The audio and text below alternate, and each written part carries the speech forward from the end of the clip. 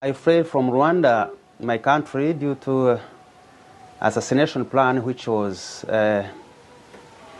planned by the government of Rwanda.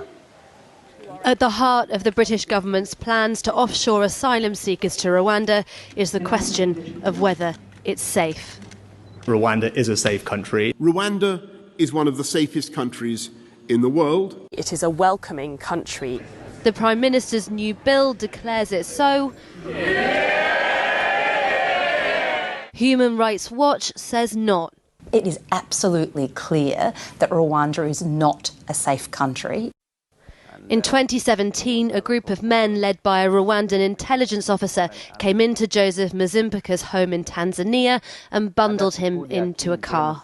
I was handcuffed. Yeah, after that they put me in the car. During that time, I had not any hope to be alive again. That's all. A former trainer for the Rwandan military, he said he fled the country after refusing to fight with M23, a rebel force in Congo that Rwanda has been accused of backing. Before his kidnappers could take him across the border, they were intercepted by police officers. Even if you are out of country, even if you are in Europe, even if you are in Africa, they follow you. The plot was organized by the government of Rwanda, and the chief of government is President Kagame. I know. Is that?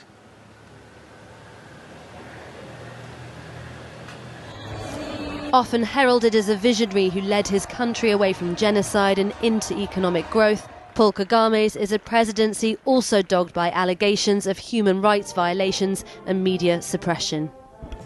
In 2015, the Foreign Office said it was deeply concerned about violence against Rwandan opposition figures.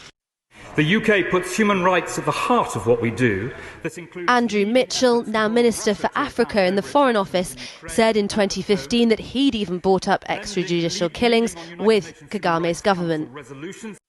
In all fairness to the Rwandans, it's important to say they made it clear that they had not been doing that, and they denied any specific allegations that were made of that type. Did you believe them?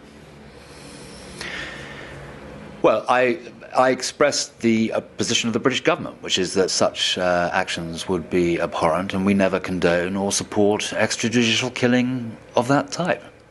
And while that referred to older reports, Human Rights Watch has identified 5 suspicious killings of high-profile Rwandan refugees since 2021. In Mozambique, former Army Lieutenant Revoca Karamangingo was shot dead in the street, and businessman Seleman Masia was stabbed to death. In South Africa, opposition leader Saif Bamporiki was shot dead in a township, and former soldier Theogen Bikorimana was shot and stabbed to death in a restaurant, his wife also attacked. In Uganda, former MP Emmanuel Munyaneza was found dead in his home.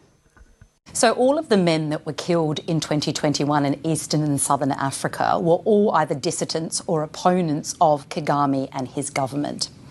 We also know that each of them had in fact been threatened by and harassed by people associated with or acting for the government before their death. So we know that it's very, very clear and it's very likely that their deaths were related to and associated with the government. In Kenya, Mozambique, South Africa, Tanzania and Uganda, Human Rights Watch have also documented cases of kidnappings and assaults of Rwandan refugees. In Europe too, with reports of assaults in Belgium in 2019 and the Netherlands in 2015. Here in the UK, British police warned 3 people in 2011 that the Rwandan government posed an immediate threat to their lives. Told me to change my routine. One of them is Jonathan Musanera, a former army captain and military ally of Paul Kagame, who says he fled Rwanda after being tortured and was later paid a visit by British security forces. MI5 came to my house. They started telling me, your life is in danger. I said, how?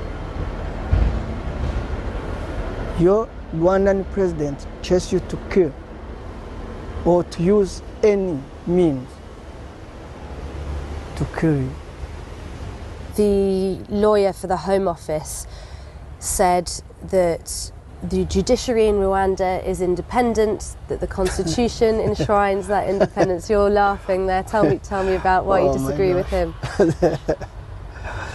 The institution is in Rwanda. There's no institution.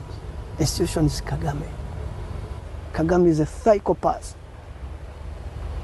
Is not the person to protect the refugees or to protect. He doesn't protect his people. The Rwandan government told us Human Rights Watch wasn't credible in its reporting on Rwanda, whose administration focused relentlessly on reconciling Rwandans and improving their well-being. The UK government, regardless, pursues its bill, which reaches the Lords next week, its last hurdle in Parliament at least to declare Rwanda safe.